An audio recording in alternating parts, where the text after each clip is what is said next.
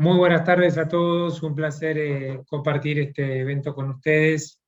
Quiero aclarar que mi presencia es en representación de la Universidad Notarial Argentina.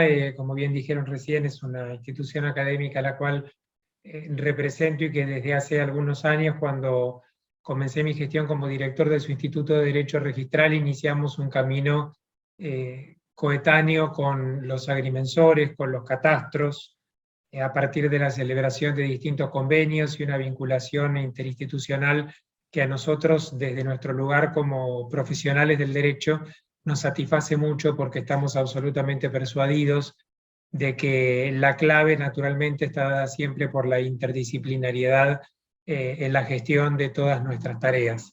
De manera que desde nuestro lugar celebramos una vez más como universidad poder estar presentes junto con ustedes, con la FADA, con esta Federación Argentina de Agrimensores que nos es tan querida, tan cercana y con la cual hemos tenido siempre tanto contacto.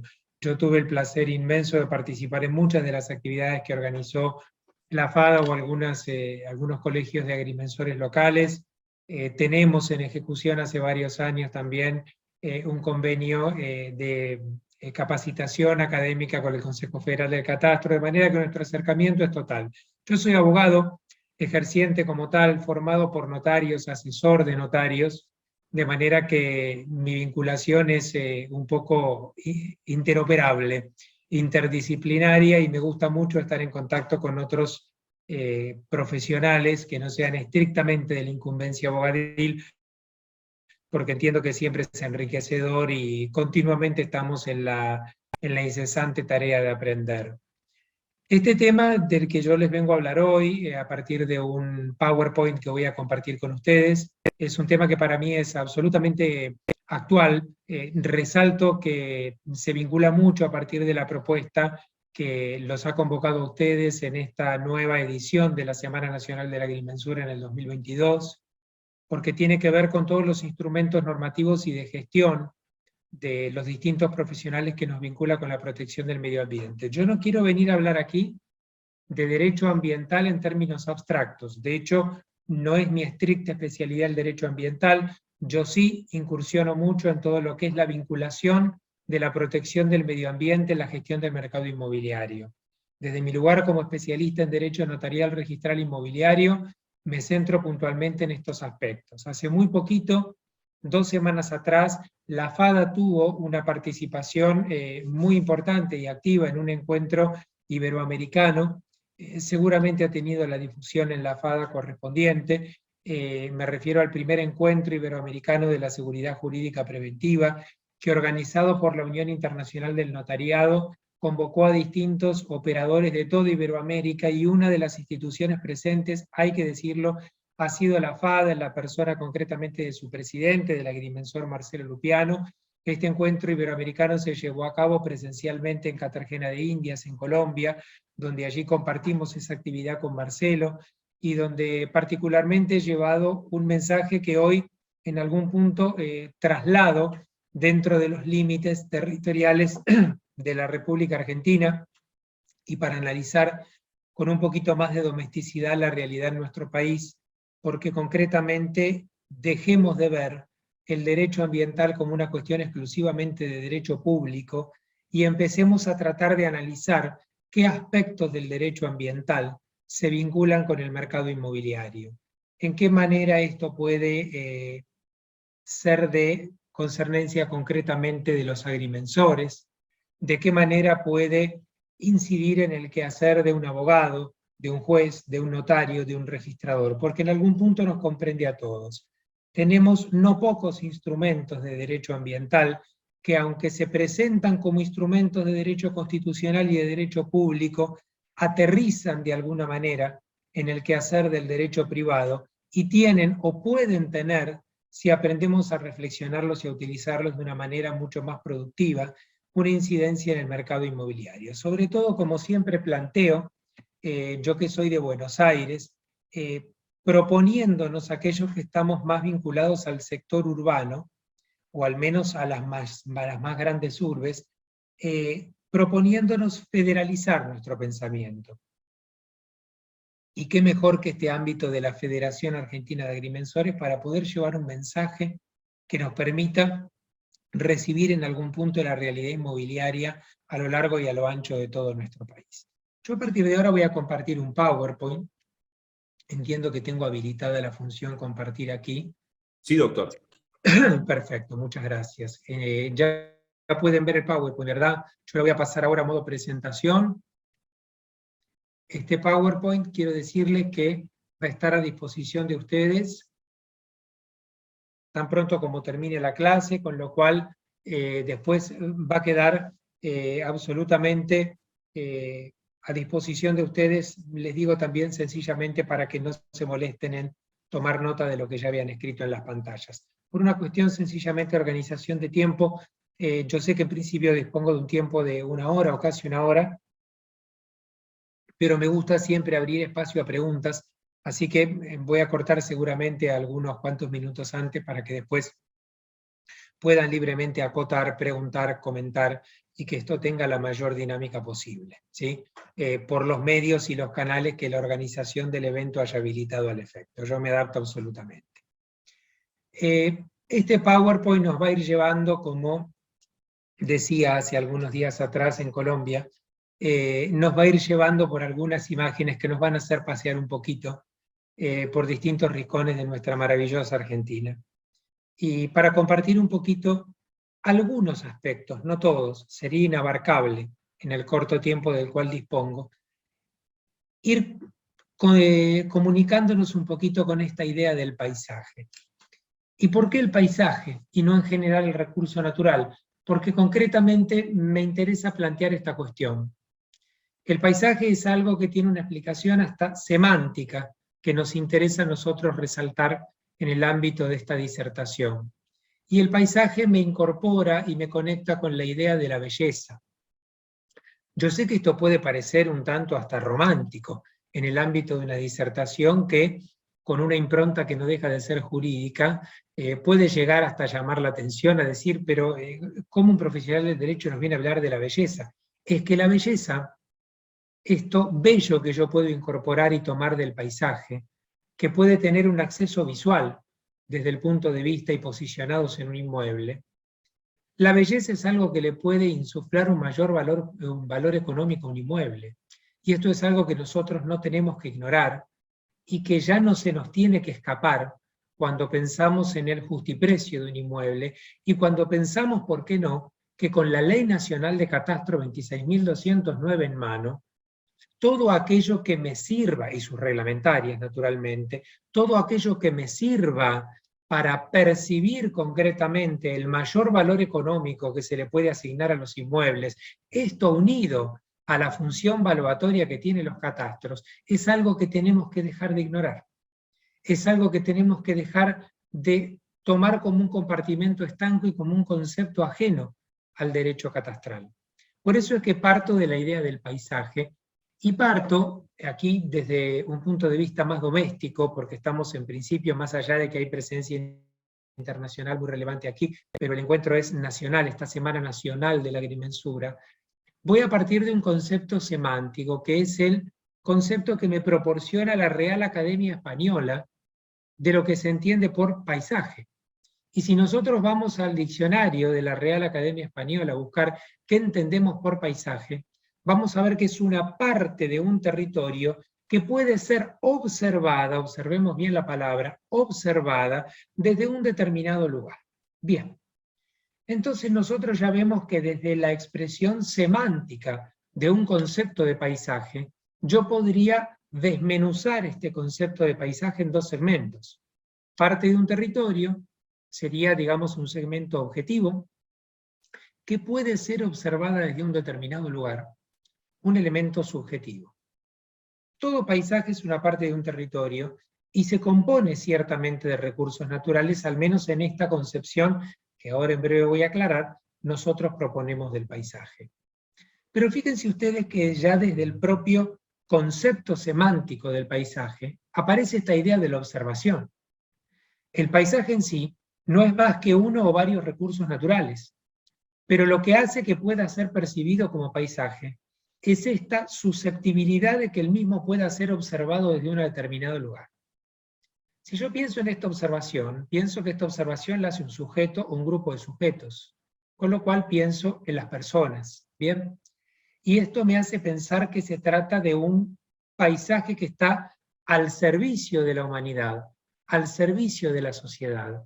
Y esta observación, que puede ocurrir desde un inmueble, es lo que me permite, y enfatizo y reitero la idea, pensar que el paisaje puede enriquecer el valor económico de un inmueble. Y esto es lo que a nosotros ya no se nos tiene que escapar.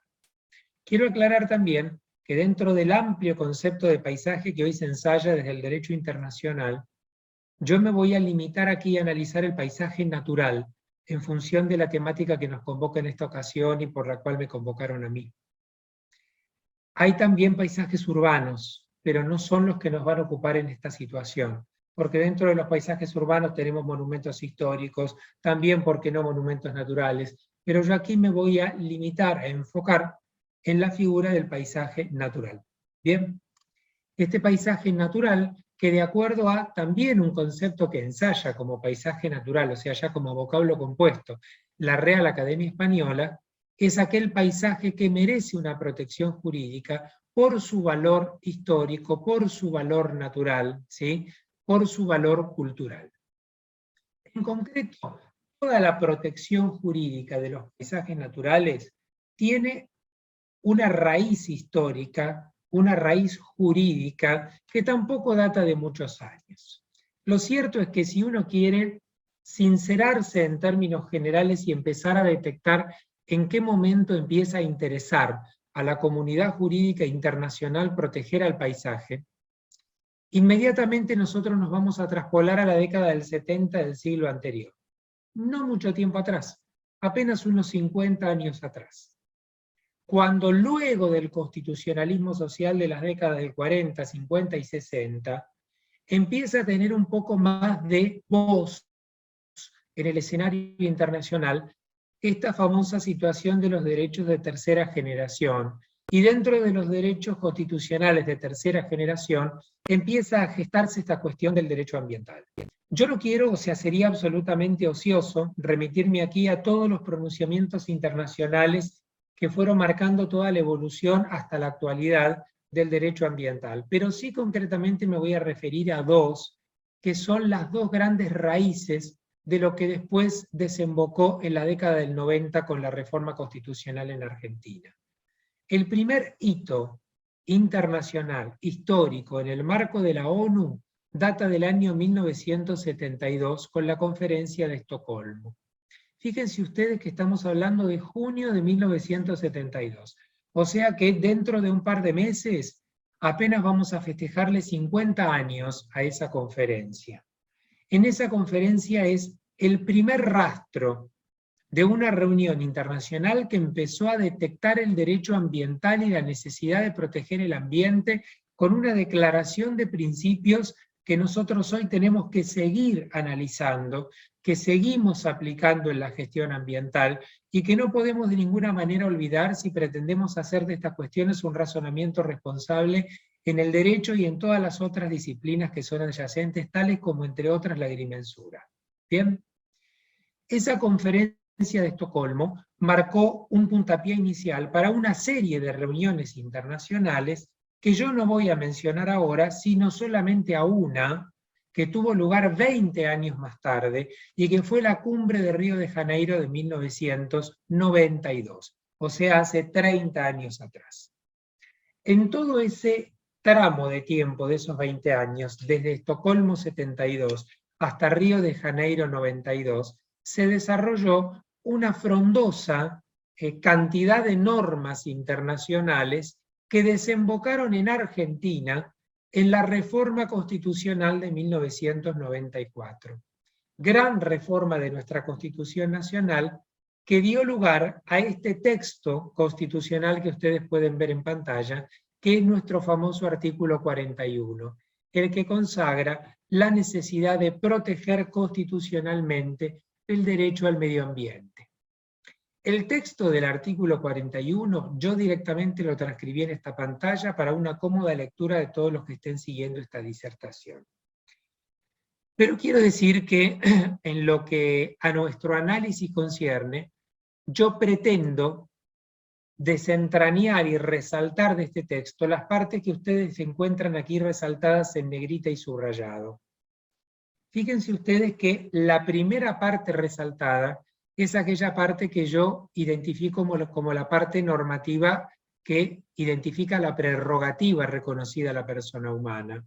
Todos los habitantes gozan del derecho a un ambiente sano, equilibrado, apto para el desarrollo y para que las actividades productivas satisfagan las necesidades presentes sin necesidad de comprometer a las generaciones futuras. Con lo cual, fíjense ustedes que siempre late esta idea en el derecho ambiental. Buscar el equilibrio para que el desarrollo económico sea sostenible, para que pueda mantenerse productivo el recurso natural al servicio de la sociedad actual, pero sin agotarlo y sin degradarlo, de manera tal que esto no comprometa su disfrute para las futuras generaciones. Esta visión de futuro que caracteriza al derecho ambiental y a todas las ciencias que nos tenemos que contactar con él. Sobre la base de esta prerrogativa, lo que me interesa a mí analizar en esta primera instancia de esta disertación es que luego en dos pasajes de este artículo 41 se identifican normas que están dirigidas claramente hacia poderes del Estado. Hay una impronta muy fuerte de consagrar deberes estatales que están vinculados con la función legiferante del Estado. ¿Qué quiere decir esto? Con que el Estado debe responder frente a esto con leyes. Por eso es que dice en este segundo segmento, resaltado en esta norma, que las autoridades proveerán a la protección de este derecho. ¿Y cómo van a proveer a la protección de este derecho? Entre otras tareas, dictando normas. Y si ustedes observan bien, este artículo 41 distribuye tareas. Algunas tareas corresponden al legislador nacional, otras tareas corresponden a los legisladores provinciales. Y esto es fundamental para entender las distintas normas que vamos a analizar en el desarrollo de esta disertación. Fíjense ustedes que en la distribución de tareas, el constitucionalista, ¿qué nos está diciendo nuestra Constitución? Por un lado nos dice, a la nación, ¿qué le va a competir? A la nación le compete en concreto establecer leyes que establezcan los famosos PMP, presupuestos mínimos de protección. Con lo cual la ley nacional siempre va a establecer un marco, ¿sí? Un marco de gestión general, que no va a ser la gestión propiamente dicha, porque por nuestro federalismo la gestión propiamente dicha del recurso natural le corresponde a la provincia, pero sí en el marco de principios rectores que va a corresponder que estén diseñados por el legislador nacional. Luego las provincias, a través de sus legislaturas, tienen que establecer las leyes complementarias que, aunadas a la ley nacional, van a formar el sistema normativo de protección en distintos aspectos que se vinculan con el derecho ambiental. Por ejemplo, nosotros, a partir de este artículo 41, tenemos una ley general de política ambiental nacional, que es la ley 25.675 del año 2002, que es la ley que establece los presupuestos mínimos para la protección de la gestión ambiental. Es la ley, digamos, de PMP cabeza, si se quiere, ¿sí? La gran ley de PMP, la primera, reitero, la ley nacional 25.675. Luego la sucedieron otras puntuales que nosotros vamos a ir mencionando hoy, como la ley de PMP, la 25.688 para gestión de las aguas, como la ley 26.331 para protección de bosques nativos, como la 26.639 de protección de glaciares, y otras tantas que vamos a ir mencionando en la disertación de hoy, ¿sí? Pero quiero decir siempre que estas son consecuencia de este artículo 41 y que a su vez son disparadoras de leyes provinciales que luego van a derramarse también en resoluciones y decretos nacionales y provinciales que forman todo este amplio y complejo sistema normativo. Yo les planteo esta suerte de efecto cascada para que podamos de alguna manera agrupar un sinnúmero de normas jurídicas que en un principio parecen inabarcables cuando las queremos organizar y estudiar en su conjunto. Tengamos en cuenta que este es en algún punto su raíz y este es su pasaje fundamental. Esta protección y estos instrumentos normativos, yo siempre planteo que la protección jurídica del paisaje se plantea desde dos aspectos fundamentales: una protección estática y una protección dinámica. Cuando pensamos en la protección estática del paisaje, pensamos en la protección del recurso natural considerado en sí mismo. Pienso en la protección del agua, pienso en la protección del bosque, pienso en la protección del parque, y menciono estos tres porque son los tres recursos que yo elegí para la disertación de hoy. No son los únicos, pero son los que, digamos, suelen tener una mayor incidencia en la comercialización de los inmuebles. Pero además de esta protección estática, que significa proteger este recurso para su conservación, para su protección, para que, como decíamos más temprano, el mismo pueda ser gozado y disfrutado por futuras generaciones sin agotarlo y sin degradarlo, tenemos la protección dinámica, que tiene a su vez dos caras: un aspecto de protección preventiva y un aspecto de protección reparadora. ¿A qué me refiero con protección dinámica? A cómo se comporta este recurso natural vinculado, en nuestro caso, al derecho inmobiliario.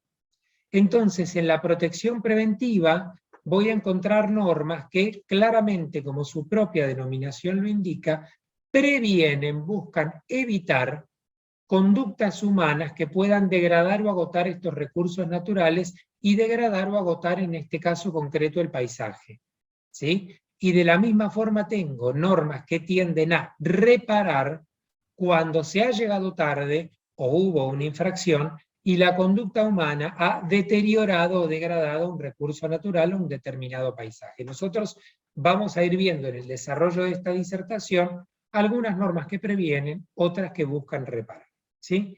En todas ellas estamos identificando claramente normas de carácter protector. Y nosotros nos vamos a referir a aguas, a parques y a bosques en este orden, ¿sí?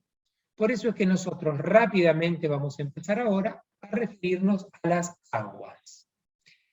No a las aguas en general, porque el sistema de aguas de la República Argentina es un sistema histórico, complejísimo, que no viene al caso desarrollar en el ámbito de esta disertación. Pero sí algunas normas que yo quiero mencionar para empezar a comprender primero que, aunque las aguas parecen un instituto ajeno al derecho inmobiliario, en rigor de verdad no lo son. Yo quiero referirme concretamente a dos leyes concretas, aunque voy a terminar refiriéndome a más para poder explicarlas. La primera es esta, una ley que no tiene muchos años, una ley que data del año 2014, que es la Ley Nacional 27.037, que crea el sistema de áreas marinas protegidas. Para poder entender cómo funciona esta ley, necesito específicamente anclarme en otra ley anterior, que por supuesto es bastante anterior desde ya, porque data concretamente la década del 90, la Ley 23.968, que es la Ley Nacional de Espacios Marítimos. Aquella ley que, aunque nosotros no recordemos el nombre, nos han enseñado hasta en nuestra escuela primaria, que son los distintos espacios marítimos que estudiamos en geografía: el mar territorial, la zona contigua, la zona económica exclusiva y la plataforma continental. Todos estos espacios en los cuales la República Argentina ejerce jurisdicción, sin perjuicio de lo cual, solo sobre el mar territorial reconoce aquello que nosotros denominamos como dominio público estatal. En estos espacios marítimos, reitero, para los que estén interesados en su referencia normativa, me estoy refiriendo a los artículos 3º, 4º, 5º y 6º de la Ley 23.968, en todos estos espacios marítimos, en algunos sectores de ellos, se van a poder ubicar estas áreas marítimas protegidas. Vuelvo a aclarar, área marítima protegida no es sinónimo de espacio marítimo, ¿sí? No todo espacio marítimo es área marítima protegida, pero sí toda área marítima protegida se va a ocupar en espacios marítimos, ¿sí? Algunos de ellos: mar territorial, zona contigua, zona económica exclusiva o plataforma continental.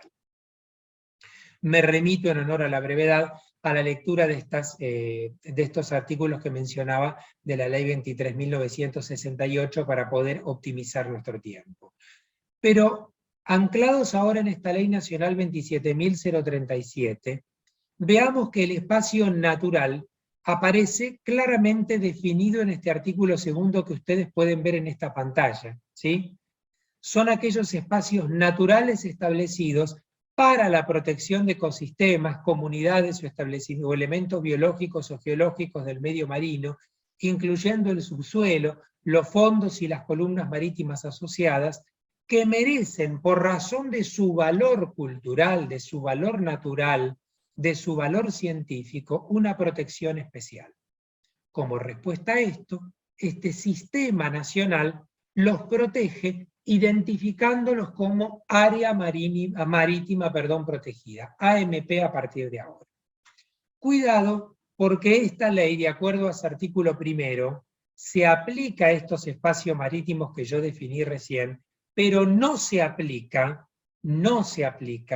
ni al sector antártico de nuestro país, no se aplica tampoco a los espacios marítimos que corresponden a las jurisdicciones provinciales, y tampoco se aplican a los parques interjurisdiccionales marinos, ¿sí? Me refiero a todo lo que es los 3 parques interjurisdiccionales marinos que tenemos nosotros, Maquenque, Isla Pingüinos y Crucero Patagónico, ¿sí? Que son los 13 parques interjurisdiccionales marinos que se rigen por legislaciones nacionales específicas para ellos, porque tienen en todos estos casos de excepción que yo acabo de mencionar sus propias normas. Con estas exclusiones, nosotros tenemos distintas áreas marítimas protegidas, concretamente hoy en nuestros mapas se identifican 3, ¿sí? Porque las áreas marítimas protegidas deben ser creadas por ley nacional. Deben ser creadas por ley nacional. Y esa ley nacional tiene que delimitar en un gráfico específicamente cuál es el área, dónde ubicamos al área, ¿sí? Vendría a ser algo similar a lo que Catastro hace con los inmuebles y con los objetos territoriales. Aquí concretamente no hay una tarea de Catastro, porque esto no es objeto territorial, ¿sí? Esto es un objeto claramente marítimo, pero esta delimitación en un espacio físico la cumple la propia ley que crea la AMP con su gráfico que le integra en carácter de anexo, ¿sí? Pero es necesario, y esto es muy importante, y la ley así lo exige, que esté precisamente delimitada en su perímetro. Si nosotros observamos, en las leyes que crean estas áreas marítimas protegidas, aparece siempre un anexo, y esto puede ser consultado de cualquier manera en la página web de Áreas Marítimas Protegidas, está claramente su gráfico cartográfico, su elemento cartográfico con la indicación del área perimetral en la cual ubicamos a estas áreas marítimas protegidas.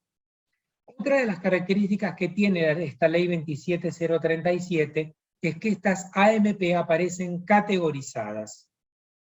No es mi idea, porque el tiempo va avanzando y es tirano, estar explicando cada una de estas categorías que por lo pronto se explican en la misma ley 27037, pero veamos nosotros que tenemos 5 categorías: Reserva Nacional Marina Estricta, Parque Nacional Marino, Monumento Nacional Marino, Reserva Nacional Marina para la orientación de hábitats y especies, y Reserva Nacional Marina Simple.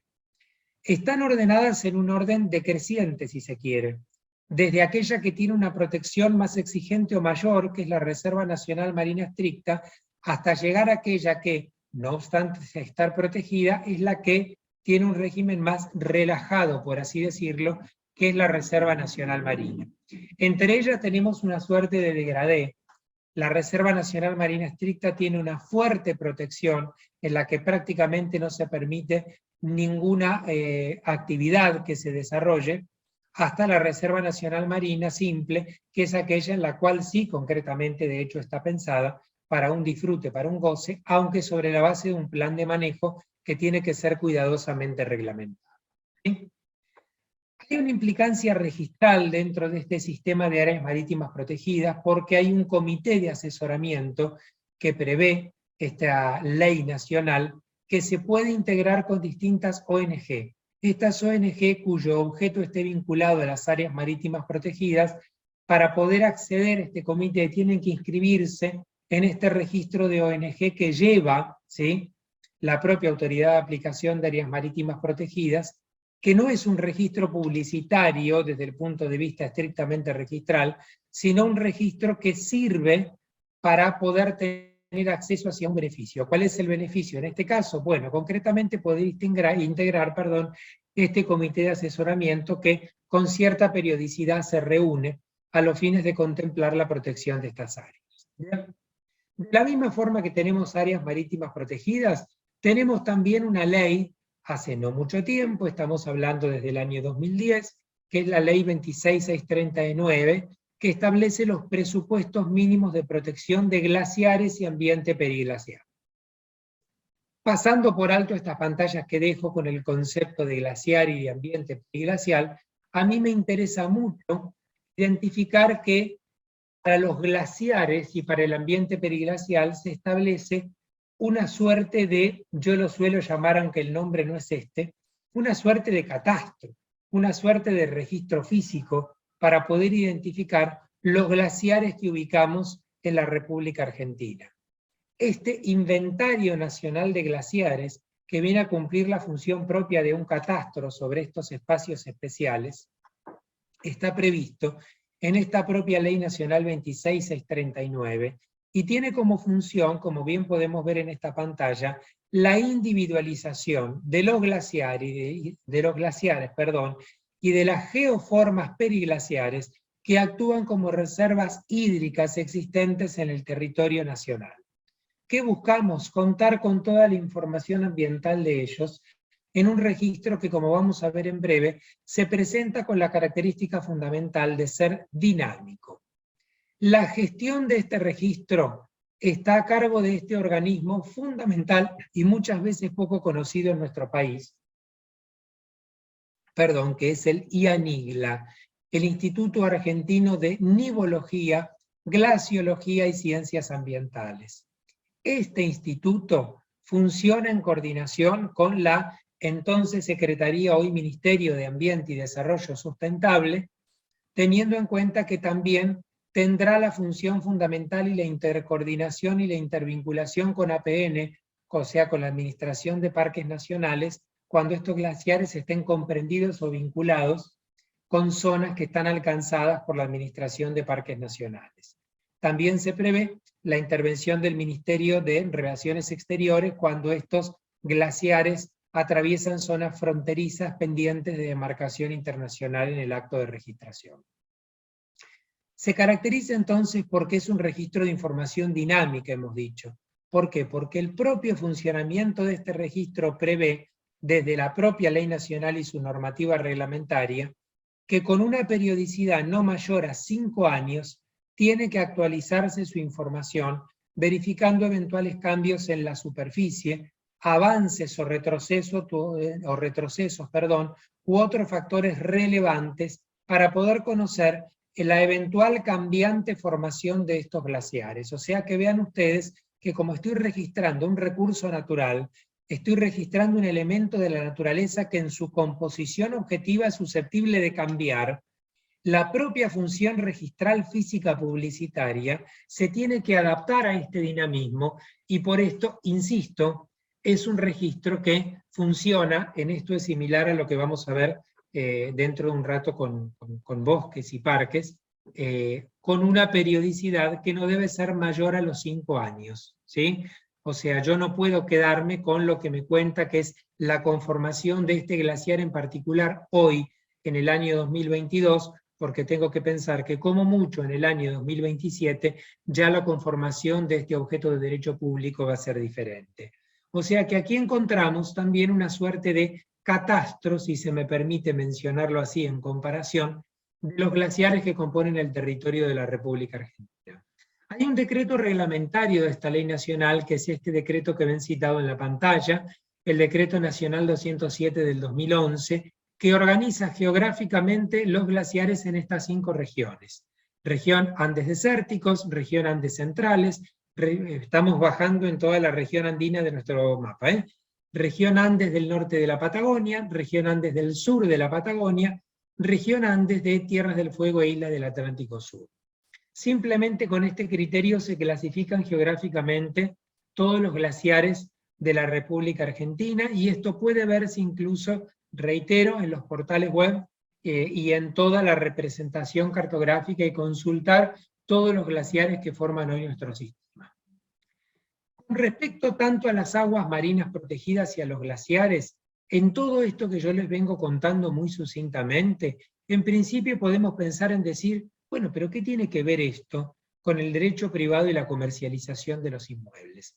Es cierto, todo lo que yo estoy mencionando hasta aquí, o prácticamente todo, lo ubicamos dentro del llamado dominio público del Estado. Si nosotros recurrimos a las normas que hemos mencionado, e incluso las ligamos con nuestro Código Civil y Comercial de la Nación, concretamente con su artículo 235, rápidamente vamos a ubicar dentro de sus 3 primeros incisos a todo el derecho de aguas que se conforma con todo el régimen predominantemente de dominio público estatal, ¿sí? Es cierto, el mar territorial argentino por el 235 inciso A forma parte del dominio público del Estado, claramente. Los glaciares y el ambiente periglacial también es dominio público del Estado de acuerdo al 235 de nuestro Código Civil y Comercial de la Nación. E identificando a estos objetos como integrantes del dominio público del Estado, identificamos entonces de la mano de su artículo 237, me refiero al Código Civil y Comercial de la Nación nuevamente, que se trata de bienes que son inembargables, imprescriptibles, inenajenables y de uso público, sin perjuicio de las leyes que reglamenten la publicidad de ese uso. Pero sobre todo inalienables, o sea, están fuera del comercio. Yo no puedo tomarlos como objeto de ningún acto jurídico en particular, no pueden ser objeto de ningún contrato. Hasta ahí estamos todos perfectamente de acuerdo. Y recordamos siempre que cuando hablamos de dominio público del Estado, no estamos hablando estrictamente de derecho real de dominio, sino de esa prerrogativa, de esa potestad, de ese imperium que ejerce el Estado como consecuencia de su presencia en el derecho público.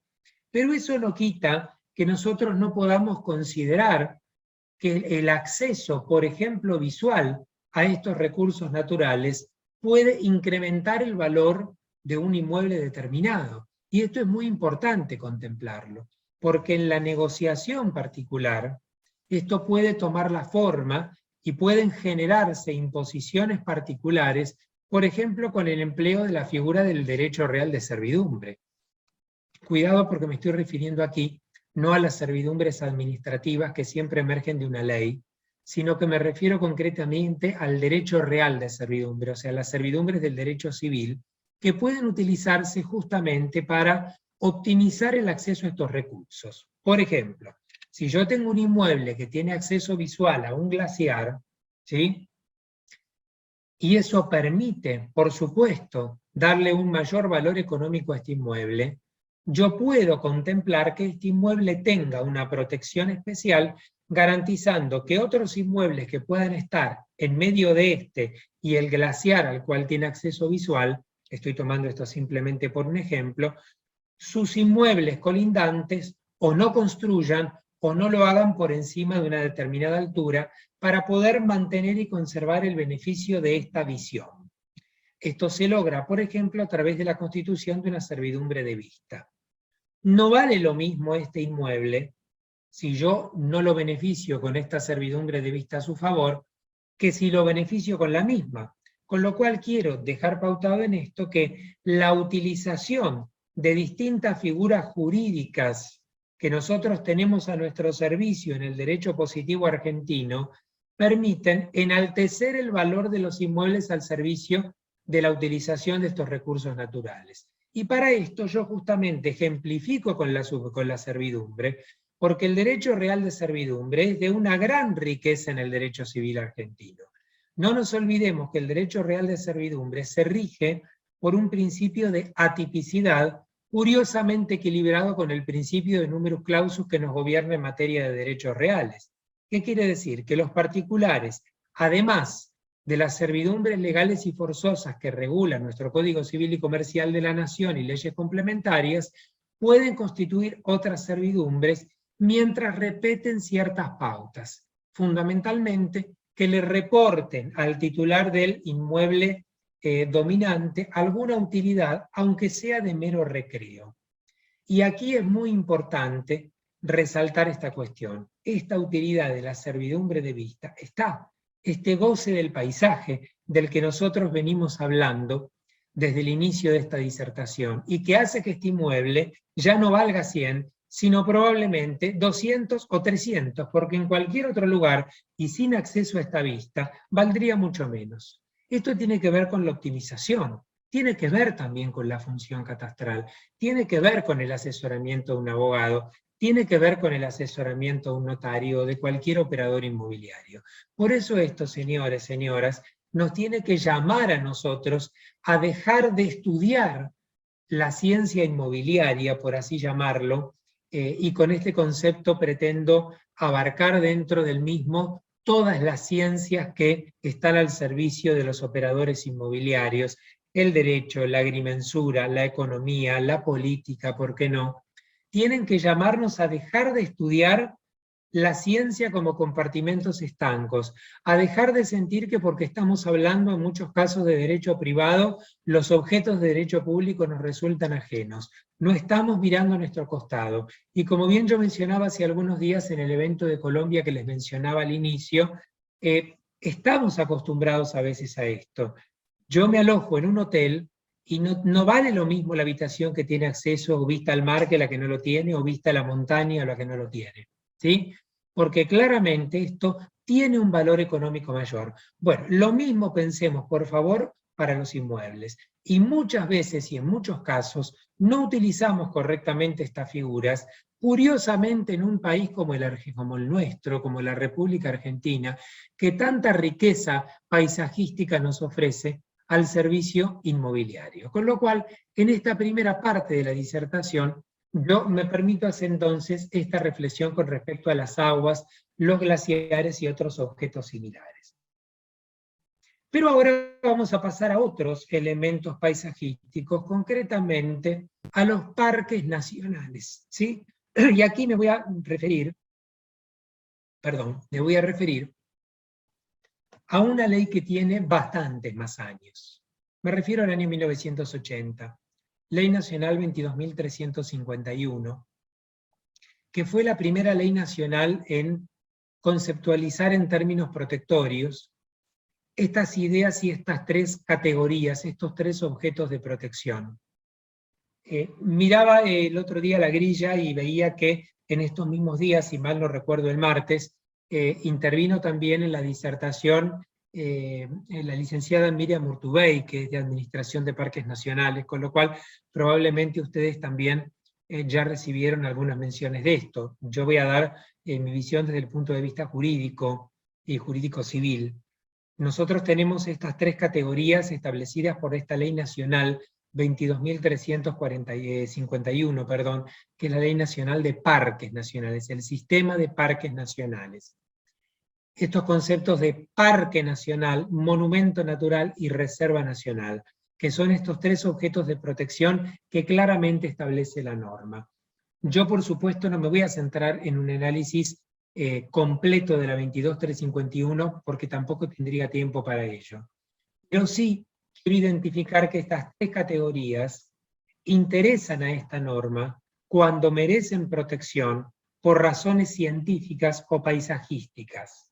Las razones científicas tienen que ver con la investigación científica y el estudio, y las razones paisajísticas tienen que ver con el goce de actuales y futuras generaciones en virtud de la extraordinaria belleza, de acuerdo a lo que la misma norma proclama, que encierran estos parques nacionales.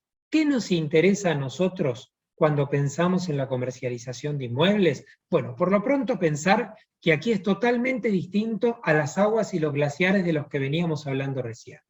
Mientras las aguas y los glaciares son predominantemente de dominio público, los glaciares siempre y las aguas predominantemente del dominio público del Estado, cuando hablamos de las tierras comprendidas en los parques nacionales, me puede suceder que sean del dominio público del Estado, del dominio privado del Estado, o aún también del dominio privado de particulares.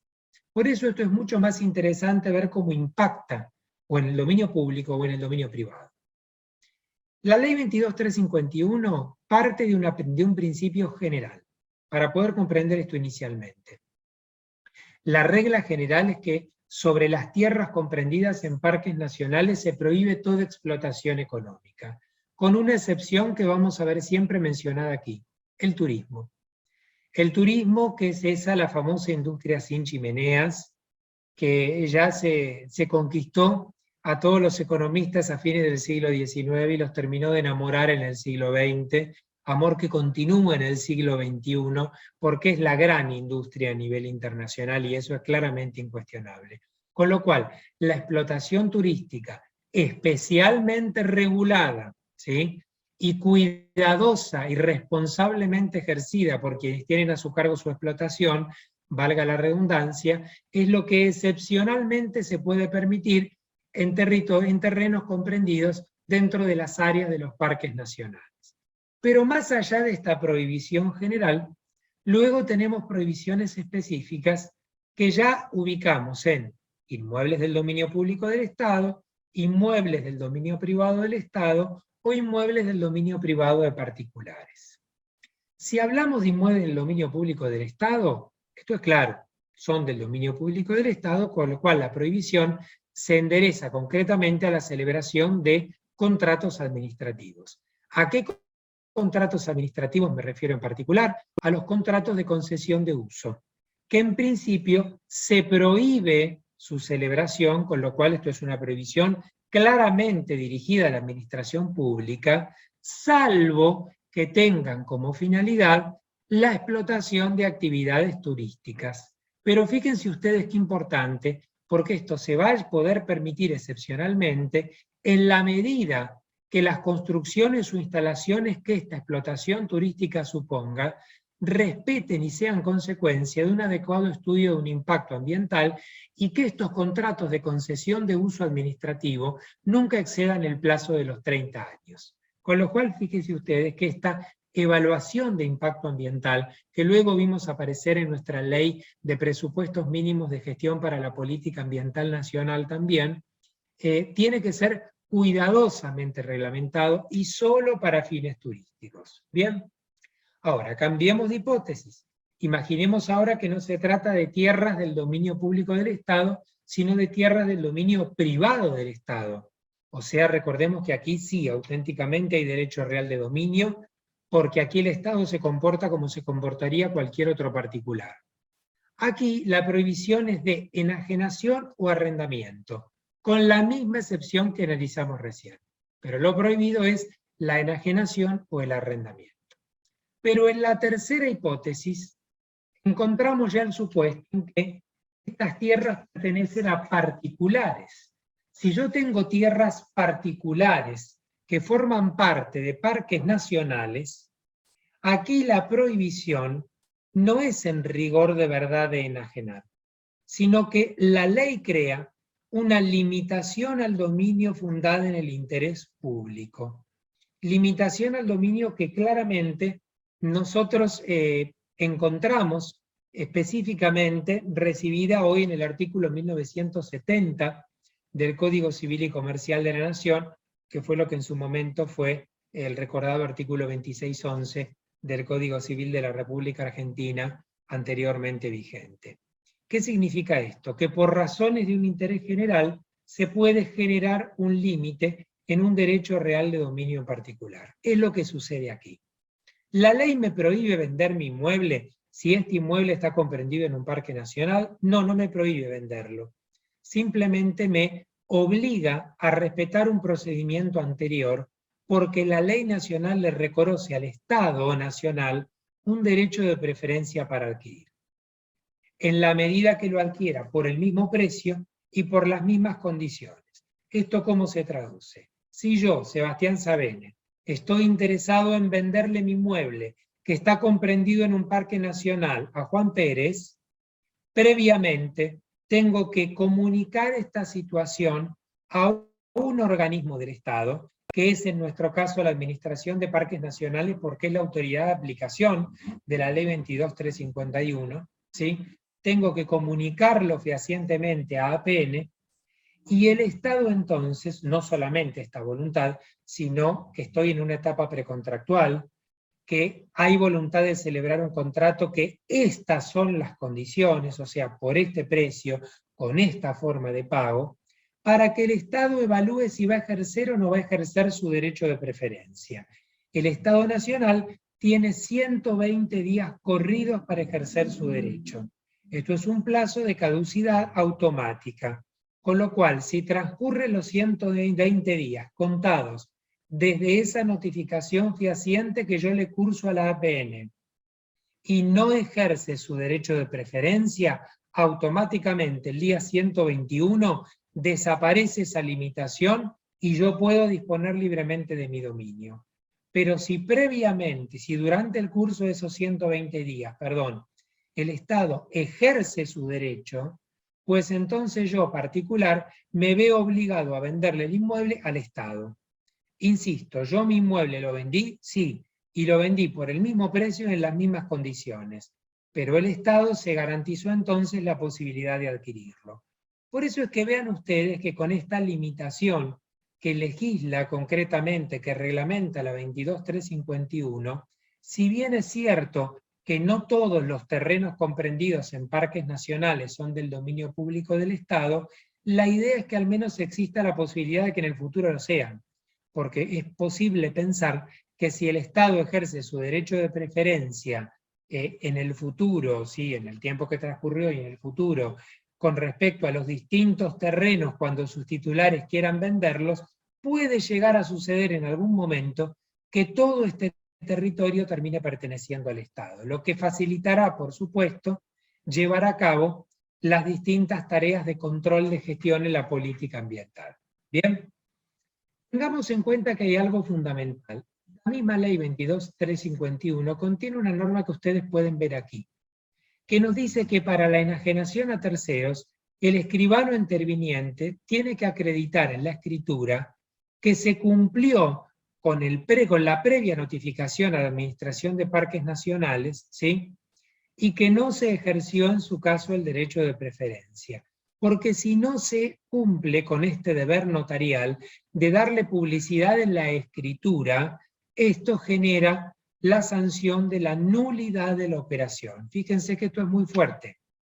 Se nulifica la compraventa, ¿sí? Si no se observó este procedimiento. Con lo cual, si yo vendo sin observar este procedimiento, y esto es muy importante que lo entendamos, la venta es nula, la transmisión de dominio no sucedió. Y esto también me lleva a la necesidad de reflexionar que esto después debe tener una adecuada publicidad registral. Pero para esto necesitamos, y es fundamental, que APN, Administración de Parques Nacionales como autoridad de aplicación de la 22.351, que dentro de su organigrama tiene una dirección de catastro, ¿sí? Catastro de la provincia de que se trate y el registro de la propiedad inmueble de la provincia de que se trate, estén correctamente vinculados.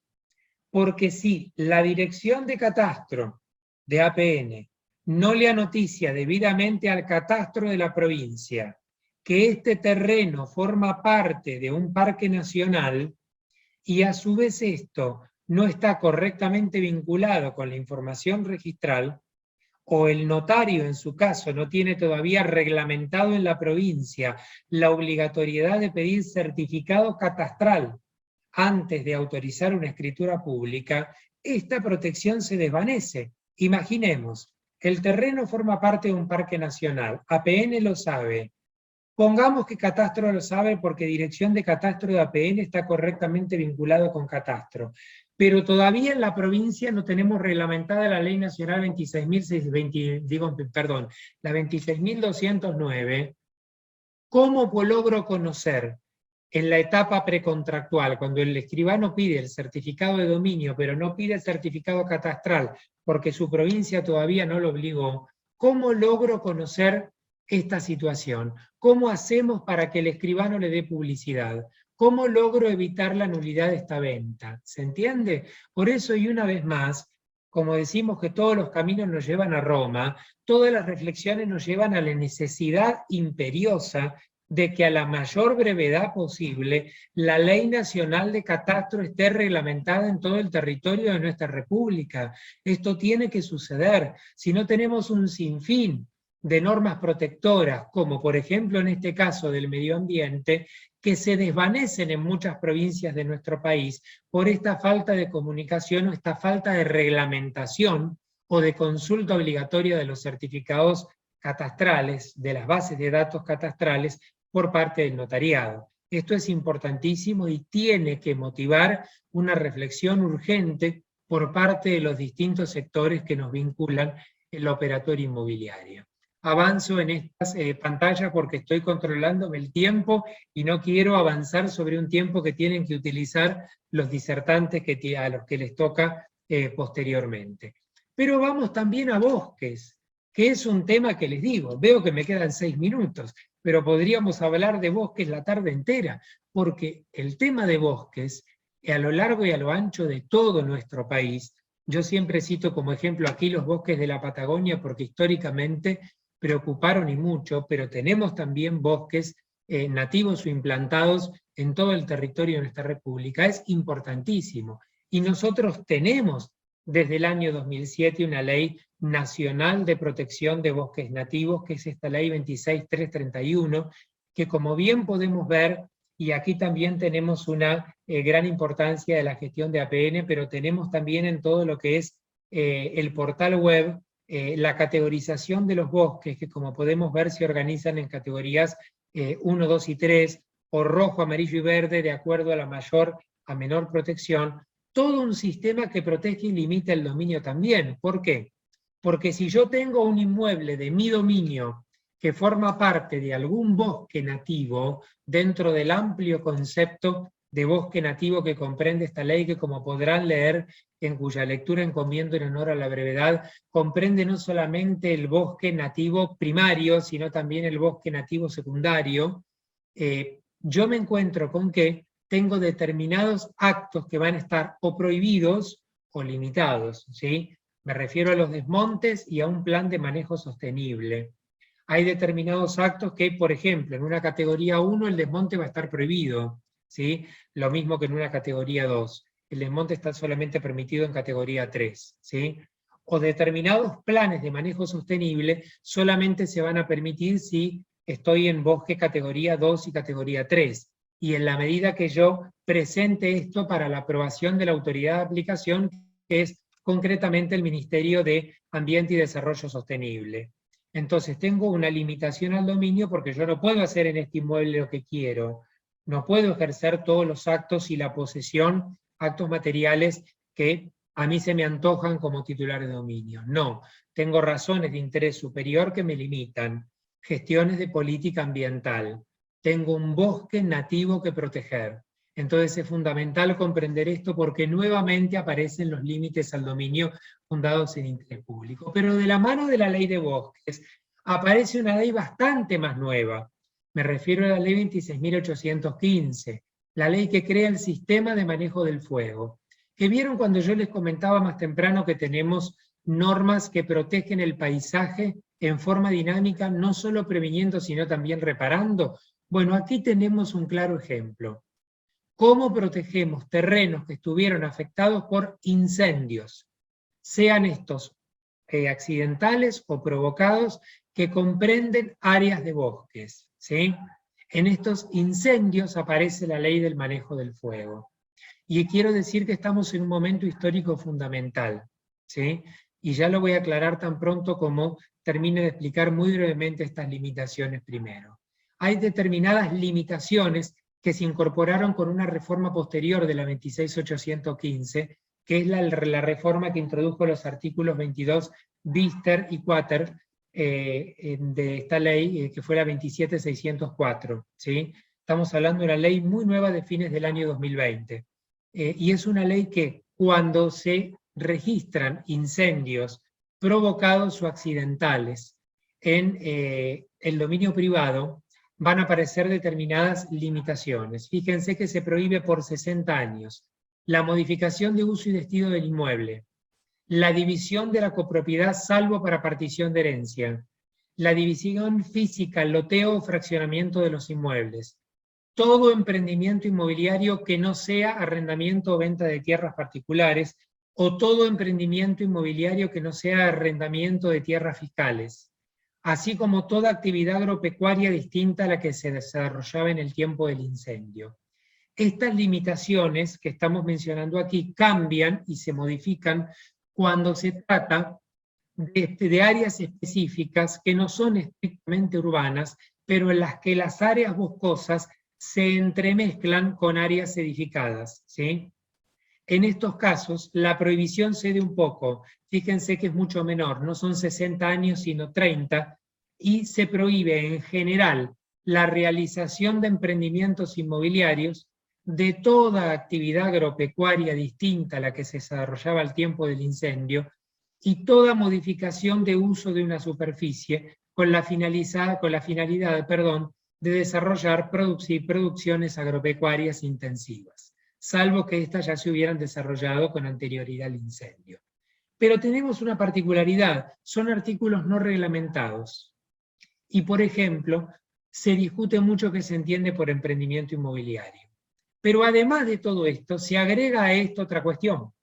Al no estar reglamentados, aunque el propio artículo 22.4 establece que estas limitaciones tienen que estar correctamente publicitadas en los registros de la propiedad inmueble, todavía no se estableció un mecanismo para que estos registros la conozcan. ¿Cómo sé que mi inmueble, que este inmueble en concreto, cómo sé que este inmueble en concreto se vio afectado por un incendio accidental o provocado? ¿Cómo lo puedo saber? Bueno, está bien, yo tengo una autoridad de aplicación de la Ley de Sistema Nacional de Manejo del Fuego, que incluso en su portal web diariamente reporta los incendios y tiene base cartográfica muy valiosa. Pero ¿cómo sé yo que allí en medio está este inmueble? Necesita esto una adecuada comunicación con los catastros locales y necesita nuevamente, reitero esta idea, que el notario antes consulte al catastro a través del certificado catastral. Y necesitamos también, para que esto se publicite en los registros, que los catastros comuniquen esta situación a los registros de la propiedad. Si yo no genero esta interoperabilidad, esto es letra muerta. Con lo cual, seguimos hablando de un montón de normas protectoras que se terminan desvaneciendo absolutamente. Esto yo quiero mencionar antes de finalizar, porque ya estoy sobre el tiempo. Se integra todo este régimen protectorio con una ley también muy importante en nuestro país, que tiene ya sus cuantos años, que es la Ley Nacional 25.831, que es la ley del libre acceso a la información pública ambiental. Y esto sucede en nuestro país. Fíjense que yo estoy continuamente hablándoles de información que surge de los portales web. Esto es información a la cual todos nosotros tenemos acceso sin necesidad de ninguna clave. ¿Bien? Conocer los parques nacionales, conocer los bosques nativos, conocer las zonas afectadas por incendios, conocer los glaciares, las áreas marítimas protegidas. En materia de incendios, no quiero dejar de mencionar, por favor, una norma fundamental. Nosotros desde el 13 de enero de este año hasta el 13 de enero de 2023, en principio, estamos en una declaración de emergencia ígnea que se declaró por el Decreto Nacional número 6 del 2022, ¿sí? Como consecuencia de los incendios que afectaron por distintas razones a todo el sector de nuestro país, recordemos en diciembre de 2021, y generó particularmente la preocupación de las provincias de todo el sector patagónico de nuestro país, muchos de los cuales están participando aquí. Los gobernadores de Tierra del Fuego, de Santa Cruz, de Chubut, de Río Negro y de Neuquén, pidieron al Consejo Federal de Medio Ambiente, o sea, a COFEMA, que se pronuncie sobre esto. COFEMA declaró favorablemente a la emergencia ígnea, y esto después tuvo su impacto normativo en este decreto que yo les menciono. O sea que hablar de incendios es prácticamente en materia ambiental una obligación moral, cuando estamos disertando sobre estos temas, por lo menos a lo largo de este año, porque estamos atravesando este estado de emergencia. Yo les dejo estas reflexiones finales porque ya estoy pasado con el tiempo y me gusta ser respetuoso del mismo. En este material que voy a poner a disposición de quienes se organizan el evento, quiero agradecer profunda y sinceramente a la Federación Argentina de Agrimensores por esta convocatoria. Espero sinceramente que esto sea provechoso y que haya sido útil mi intervención, y de la misma forma que dejo a disposición este material, voy a pedir también a la organización del evento que ponga a disposición, o lo agrego yo dentro de este material, mi correo electrónico. Estoy absolutamente a disposición de todos ustedes. A mi correo me pueden escribir siempre, respondo siempre. De acuerdo a mi mayor o menor ocupación, puedo tardar un día, 2 o 3 en responder, pero respondo absolutamente todos los correos electrónicos que me envían. Les agradezco mucho nuevamente. Si es que el tiempo lo permite, quedo abierto a responder inquietudes. De lo contrario, me las envían a mí en forma particular y yo las responderé. ¿Sí? Bueno, muchísimas, pero muchísimas gracias a los que organizaron este evento, y mis sinceras felicitaciones para que, no obstante el contexto todavía pandémico, esperemos que no por mucho tiempo más, se pueda haber llevado a cabo una nueva edición de la Semana Nacional de la Agrimensura. Muchas, pero muchas gracias.